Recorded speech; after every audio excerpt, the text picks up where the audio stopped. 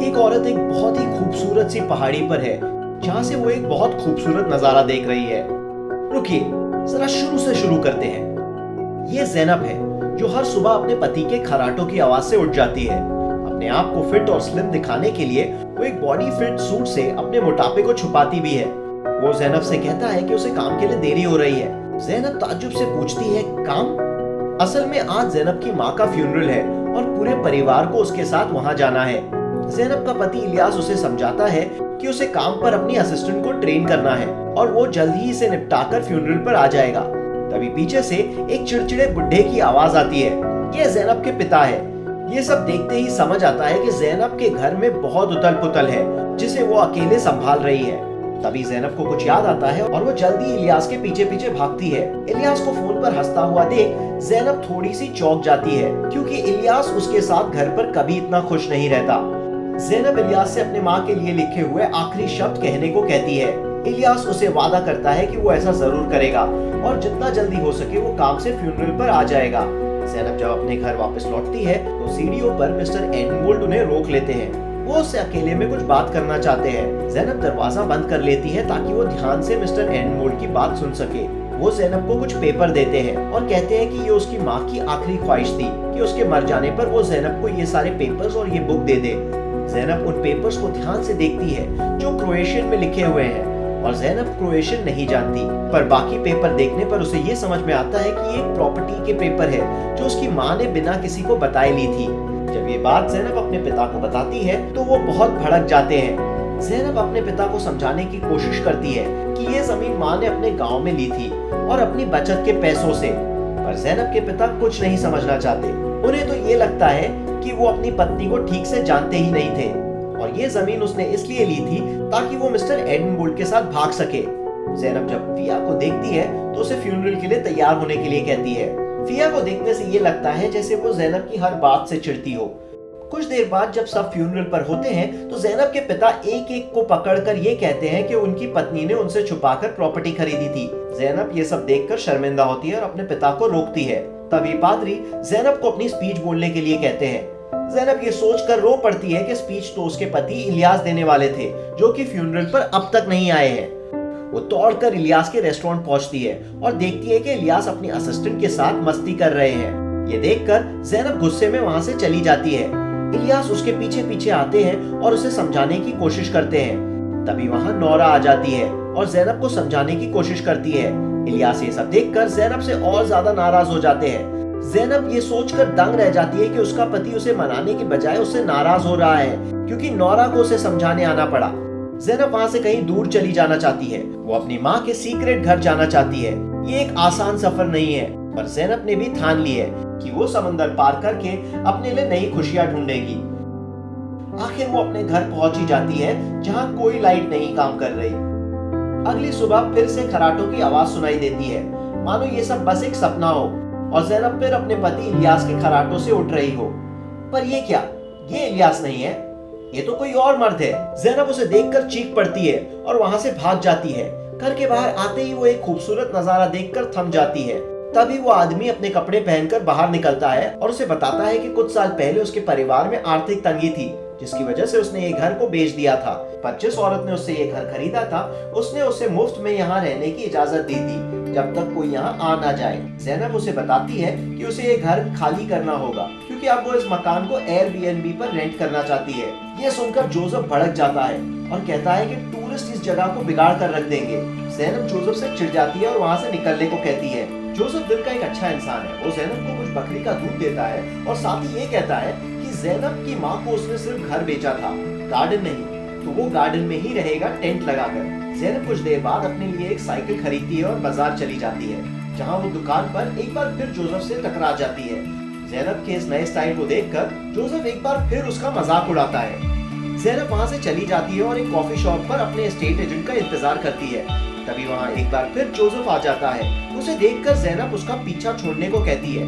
Joseph उसे बताता है कि वो कई सारे काम करता है और पिछले 20 साल से इस कॉफी शॉप पर काम कर रहा है और उसे उसका पीछा करने में कोई शौक नहीं है। ज़ैनब कोनार्ड से मिलती है जो उसे बताता है कि जोसेफ एक बदतमीज आदमी है पर उसे शहर में हर कोई पसंद करता है। ज़ैनब कोनार्ड के साथ कुछ ज्यादा ही पी लेती है जिसके बाद वो अपने घर के रास्ते में ही गिर जाती है। जोसेफ वहाँ से गुजरते हुए ज़ैनब की मदद करता है और उसे अपने कंधे पर उठाकर उसे घर ले जाता है और कुछ गाने भी गुनगुनाता है। वो ज़ैनब को अपने बिस्तर पर लिटाकर वहाँ से जा रहा होता है कि ज़ैनब उसे अपने कपड़े उतारने में उसकी मदद मांगती है। वो कहती है कि उसके कपड़े इतने टाइट हैं कि अगर उसने उन्हें नहीं उतारा तो उनमें घुटकर मर जाएगी। जोसेफ घसीट कर उसके कपड़े उतारता है पर साथ ही उन्हें जला भी देता है। अगले दिन सुबह ज़ैनब अपने जले हुए कपड़े देखती है तो वो एक बार फिर जोसेफ पर बिगड़ पड़ती है, पर जोसेफ जवाब नहीं देता, बल्कि वो उसे कुछ खाने के लिए देता है और उसकी तारीफ करता है और साथ ही ये साफ कर देता है कि वो प्यार में विश्वास नहीं रखता, बल्कि प्यार तो बेवकूफों के लिए है। ज़ैनब जोसेफ से कहती है कि वो ये सोचकर आई थी कि उसकी माँ का घर है। जोसेफ बताता है कि ये घर उसके परिवार के पास पिछले 100 सालों से है और उससे रिक्वेस्ट करता है कि वो इसे ना बेचे और ना ही किसी टूरिस्ट को किराए पर दे। जब ज़ैनब नहीं मानती है तो जोसेफ गुस्से में ज़ैनब को कुछ ज्यादा ही कह देता है और वो उससे बोलता है कि वो अपने माँ के बारे में कुछ नहीं जानती, यहाँ तक उनकी जुबान भी नहीं। ज़ैनब गुस्से में कहती है कि वो जो चाहे करेगी। तभी फिया ज़ैनब को कॉल करती है और उससे कहती है कि उसके जाने के बाद घर में सब कुछ गड़बड़ हो रही है। वो उसे कई खरी खोटी सुनाती है। शाम को कोनार्ड ज़ैनब से मिलने के लिए आता है। ज़ैनब के ना होने पर वो जोसेफ को एक मैसेज देने के लिए कहता है। उसे कहता है कि घर के लिए एक अच्छा खरीदार मिल गया है। जोसेफ उसके मैसेज को नजरअंदाज कर देता है। ज़ैनब अपने घर के रेनोवेशन के सामान के लिए दुकान पर लौटती है। तभी दुकानदार उसे बताता है कि जोसेफ के कहने पर उसने कोई सामान ऑर्डर नहीं किया क्योंकि जोसेफ घर में बदलाव नहीं चाहता। ज़ैनब इस बात से हैरान है कि दुकानदार को बिजनेस से ज्यादा जोसेफ की फिक्र है।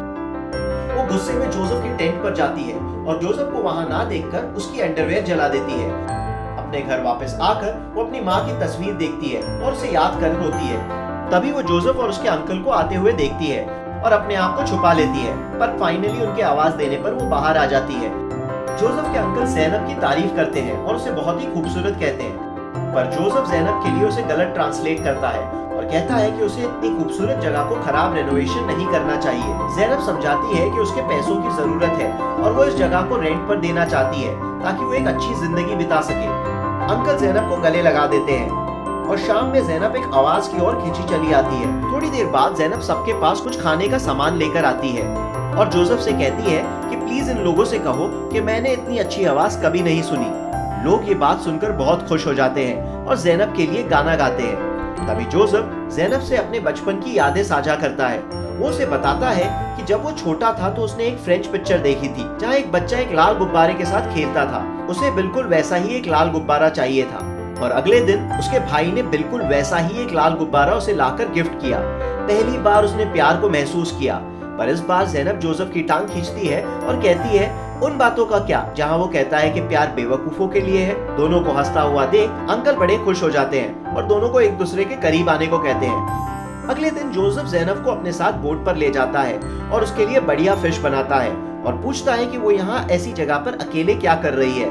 ज़ैनब पहले तो झूठ कहती है कि उसके हस्बैंड बिजी है और इसलिए वो आ नहीं पाए, पर जोसेफ उससे खुलने के लिए अपना सच बताता है। उसे कहता है कि उसकी पत्नी उसके भाई के साथ भाग गई थी और तब से ही वो प्यार से नफरत करता है। ये सब सुनकर ज़ैनब भी अपने बारे में सच बताती है। वो कहती है कि वो अपने हस्बैंड से भागकर यहाँ आई है और उसका पति शायद उससे प्यार नहीं करता। जोसेफ ज़ैनब के करीब आता है और उसके चेहरे से उसके बालों को हटाता है, मानो उसे वो किस करने वाला हो। तभी ज़ैनब का फोन बजता है। फोन पर कोनार्ड है जो ज़ैनब से कहता है कि उसने जोसेफ से मैसेज देने के लिए कहा था कि उसे एक अच्छा खरीदार मिल गया है। ज़ैनब इस बात से नाराज है कि जोसेफ ने उसे ये मैसेज नहीं दिया और समझाती है कि इतने पैसों के साथ उसकी लाइफ सुधर सकती है। जोसेफ ज़ैनब को ये रियलाइज कराता है कि उसका पति उससे प्यार नहीं करता और पैसों से वो अपनी लाइफ सुधार नहीं सकती। वो ये सब सुनकर भड़क जाती है और अपने पति को फोन लगाती है। इलियास नोरा के साथ मजाक कर रहा होता है और ज़ैनब के कॉल को देखकर वो फोन पर ऐसे बताता है जैसे उसे ज़ैनब की बहुत फिक्र थी।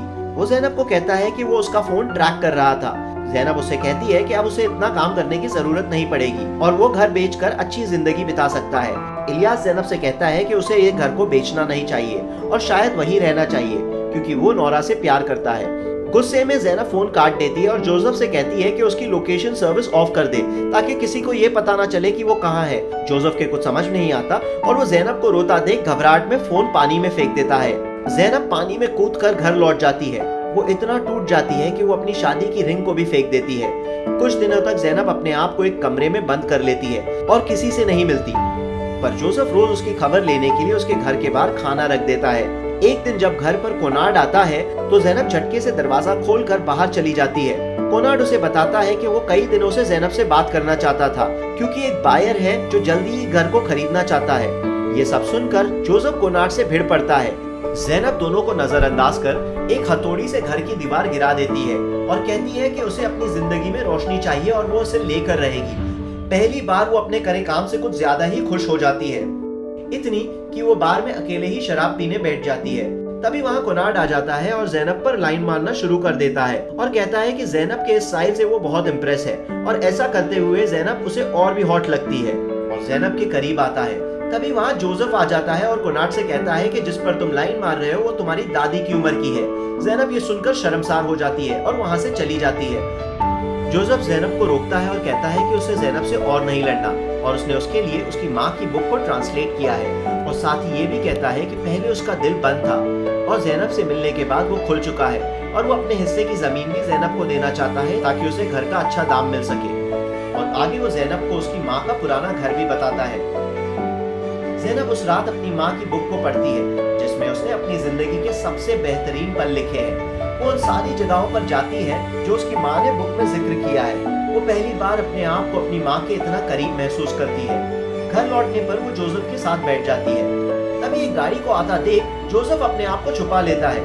ये कोई और नहीं बल्कि जोसेफ का भाई है जिसके साथ उसकी बीवी भाग गई थी और यही वो आदमी है जो इस घर को खरीदना चाहता है।